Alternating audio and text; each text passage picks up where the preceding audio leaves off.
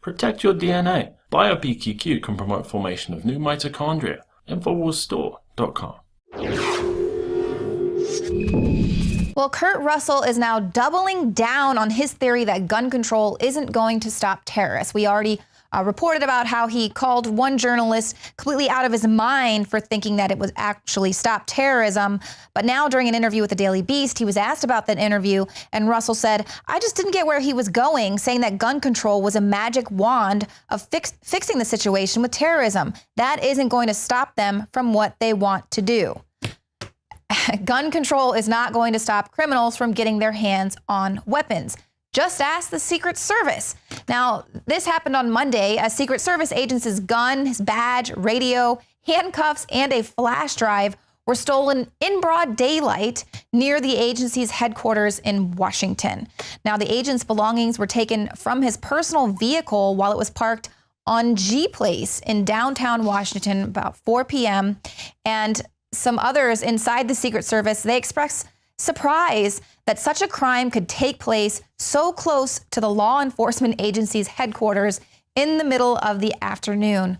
Oh my goodness, the thief must not have seen all of the signs, that perhaps he shouldn't steal this gun. And I hope, of course, that this thief obeys DC's very strict gun laws and goes and gets a background check and registers his newly acquired firearm.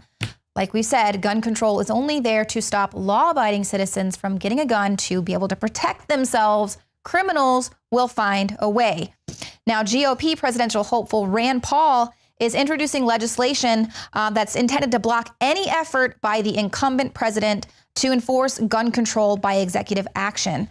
This is named the Separation of Powers Restoration and Second Amendment Protection Act. It would render any action on gun legislation by the president which circumvents Congress as advisory only in nature. And once an executive action has been classified as advisory only, it would require Congress to pass it in order for it to take effect. Now, in a statement released Monday, Paul said, in the United States, we do not have a king, but we do have a constitution. We also have the Second Amendment, and I will fight tooth and nail to protect it. So there you go. That is the kind of person we need in office. Rand Paul, keep going out there and kicking butt. Now, Ben Carson has weighed in on a controversy that erupted in the Christian community. This was in a brief conversation with Yahoo News on Monday. Yahoo asked him about this idea that Christians and Muslims worship the same God. And Carson said, let me put it this way. I believe there is only one God, okay? Now, he was asked this question in response to an evangelical Christian school in Illinois announcing that one of its political science professors had been put on paid administrative leave. They wanted to give her a little bit more time to reflect on the implications of her recent public statements concerning Christianity and Islam. This teacher put a Facebook post saying that Christians and Muslims worship the same God, and she's also taken to wearing an Islamic headscarf on campus in what she describes as a gesture of embodied solidarity with Muslims. And now it's interesting that she's actually taking this stance with the headscarf. A little bit more on that in a moment. But it's also interesting how it's okay to talk about Christianity as long as you are pushing an agenda there in the mainstream media.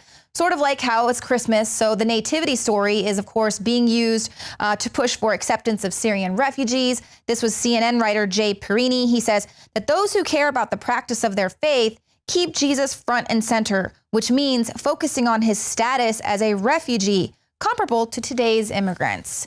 Now, it isn't charity when you are forcing people to do it, but back to this interesting take on wearing the hijab in solidarity. Now, this is a report is very interesting. I don't have time to get into the full article, but I highly recommend you look at it. It comes from two Muslim women, and they say, we actually ask you not to wear the hijab in the name of interfaith solidarity. And this article is pretty long, and they go down into the history of wearing the headscarf, and they break down that it's actually very recent history. And they talk about how they were born in the 60s. They were with open-minded families. They didn't have this rule that they had to cover their hair, but it was actually following the 1979 Iranian Revolution. And there was a rise of well-funded Saudi clerics from the majority Sunni sect who started bullying women in an attempt to get them to cover their hair from men and boys. And they go on to say that they want to challenge the hijab, saying that it's an interpretation of Islam that they reject, that women are a sexual distraction to men who are just weak, and thus they must not be tempted by the sight of women's hair. They say, we don't buy it, and that the ideology promotes a social attitude that absolves men of sexually harassing women and puts the onus on the victim to protect herself by covering up. And so they tell all of those well-meaning women out there who are wanting to wear these headscarves in a show of solidarity to say, you know, don't support this ideology of political Islam that's actually being practiced by the mullahs or clerics of Iran and Saudi Arabia, the Taliban in Afghanistan, and the Islamic State. So that is a very interesting take. I know that we're always calling out so-called feminists here in America who don't seem to care about the oppression of women in other countries. So this was definitely a pretty interesting take. And of course, I will link the article below this video.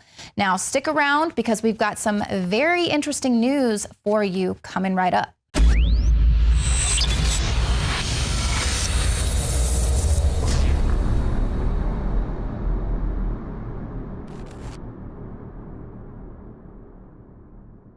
Introducing Secret 12, the new Infowars Life vitamin B12 formulation. Most forms of vitamin B12 are highly processed and synthetic and could not be properly absorbed by the body. That's why for real results, so many are having to turn to painful B12 injections, which are known to have higher absorption rates. Now, InfoWarsLife.com is excited to announce that we can bring you our most bioactive, powerful form of B12 that has been developed with our exclusive perfected process. Secret 12 is a binary of nutramedical grade, bioavailable coenzyme forms of B12, methylcobalamin, the same kind used in B12 injections, and adenosylcobalamin. Secret 12 is simply taken by mouth, right on the tongue, and then swallowed. No needles, no injections. Don't take my word for it. Try it for yourself. Discover the secret. Secret 12. Secure your revolutionary Secret 12 formula right now at InfoWarsLife.com or call 888-253-3139.